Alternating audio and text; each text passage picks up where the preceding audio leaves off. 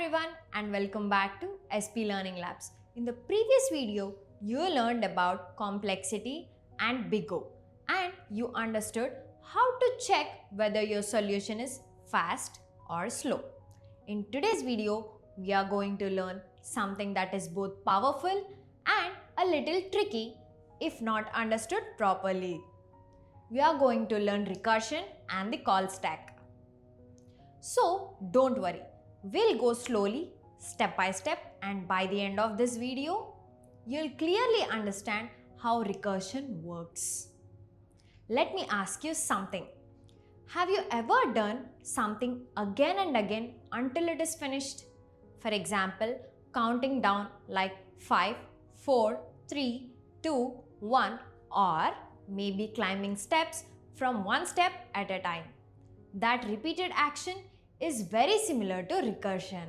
Now, here is something interesting. If recursion is used properly, it can solve very complex problems easily. But if used incorrectly, it can crash your program. So, today we'll learn how to use it correctly. Why do we need recursion? Now, you might be thinking, why do we even need recursion when we already have loops? This is very valid question. Let's understand this clearly. Some problems are very difficult to solve using loops because the logic keeps repeating in a nested way. But if we look at the same problem in a smaller way, it becomes easier. Recursion helps us break a big problem into smaller versions of the same problem. So, instead of solving everything at once, we solve smaller pieces again and again. What is recursion? Recursion means a function calling itself, but it is not random calling. It follows a proper structure. Every recursive function must have two important parts. The first part is the base case. The base case is the condition where function stops calling itself. The second part is the recursive case. This is where the function calls itself again with a smaller input. Simple example, let's say you're counting down. You start from 5 and go like this. 5, 4, 3, 2, 1, stop. That moment you reach 1, you stop. That stopping condition is the base case. Everything before that repeating the same action. That is recursion.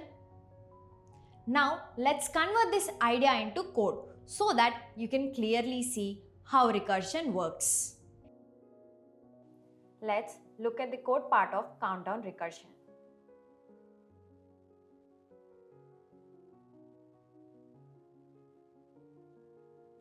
Let's create a function def of countdown. I'm assigning n. This creates countdown function and accepts value of n. I'm writing a condition if n equals to 0. This checks the base case and stops at 0. Printing done. This prints completion message. Return. N's function here. Print n. This prints the current number. Countdown n minus 1. Calls same function but uses smaller value. I'm taking countdown of 5. This starts recursion process. Now we'll save it and run it.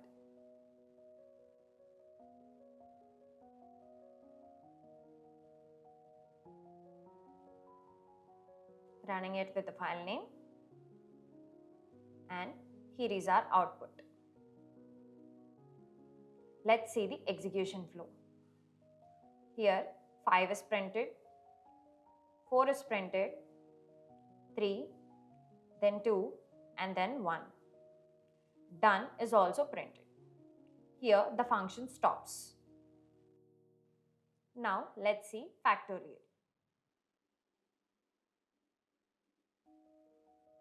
I am taking a function def of factorial of n. This creates factorial function. I'm writing a condition if n equals to 1. This checks the base case. Return 1.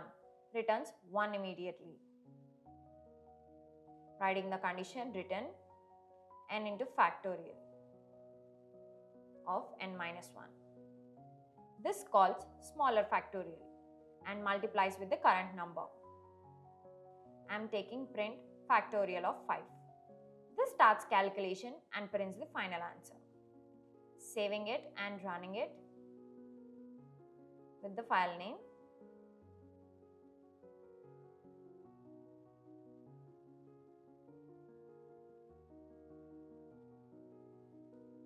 Here is our output 120.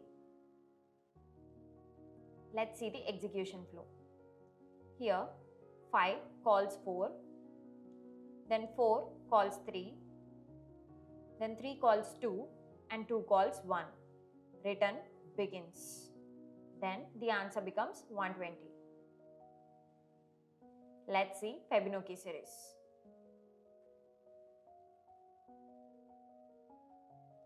I am taking a function def of fib of n. This creates a Fibonacci function. Writing a condition if n less than or equals to 1. This checks the base case. Return n. Return 0 or 1. Then return with the condition fib of n minus 1 plus fib of n minus 2. This calls twice and adds both the answers. Let's print it. Print fib of 5. This starts Fibonacci recursion.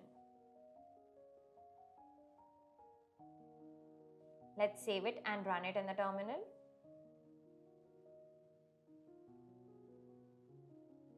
Do it with the file name.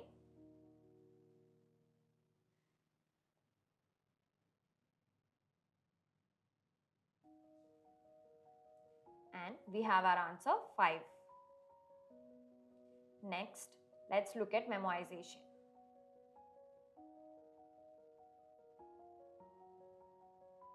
I am taking a function def of fib memo of n. Memo equals to an empty dictionary. This creates a memo dictionary. I am taking a condition if n in memo. This checks the saved answer. Returning memo of n. This returns the stored value.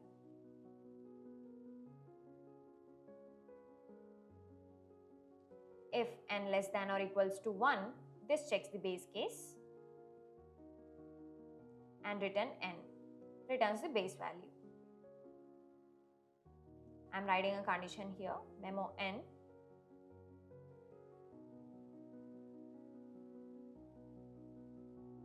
Fib memo of n minus 1 and memo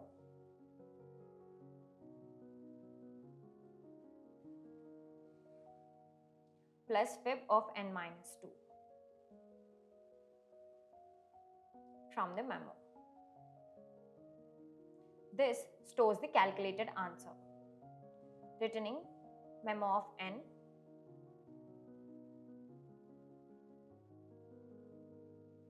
This returns the saved answer.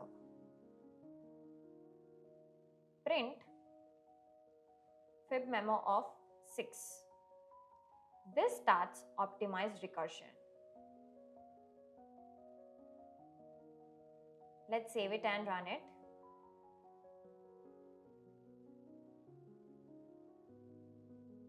Let's save it and run it.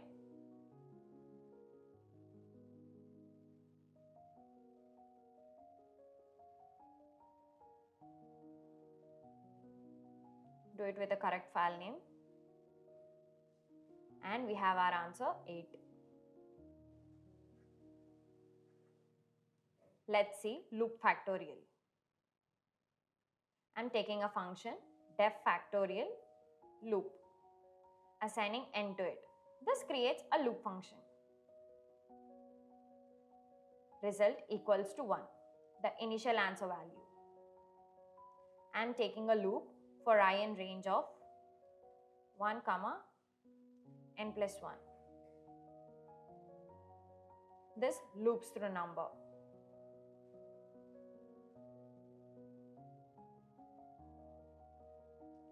I am writing a condition.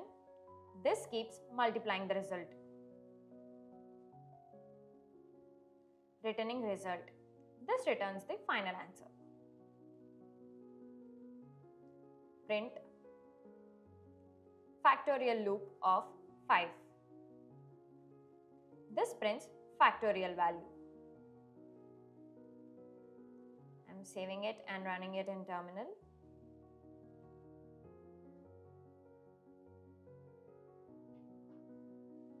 And we have our answer 120. Let's move on to Stack Overflow.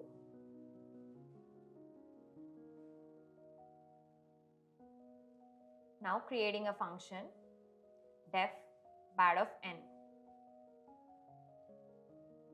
This creates a recursive function. Now return bad of n plus 1.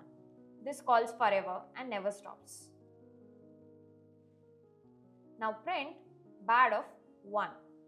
Starts infinite recursion.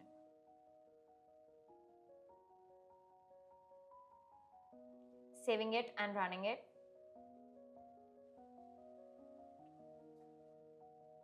And we have our output. It has infinite.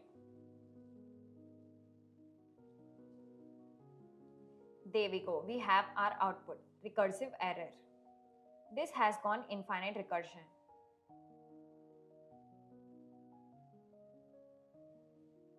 Now let's see mutual recursion.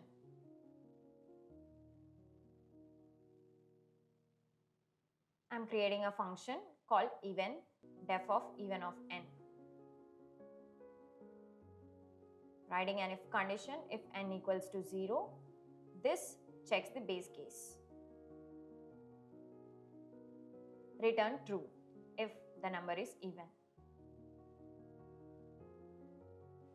Return odd of n minus 1.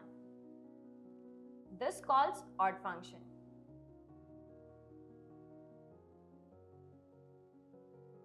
Writing another function def odd of n. This creates an odd function. If n equals to 0, this checks the base case. Now returning false. Writing another condition at return. Return even of n minus 1. This calls the even function.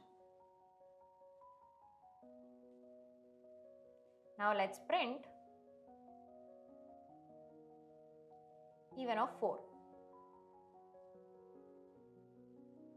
This obviously returns true. And another condition, print odd of 4. This obviously returns false. Let's check it. Let's run it.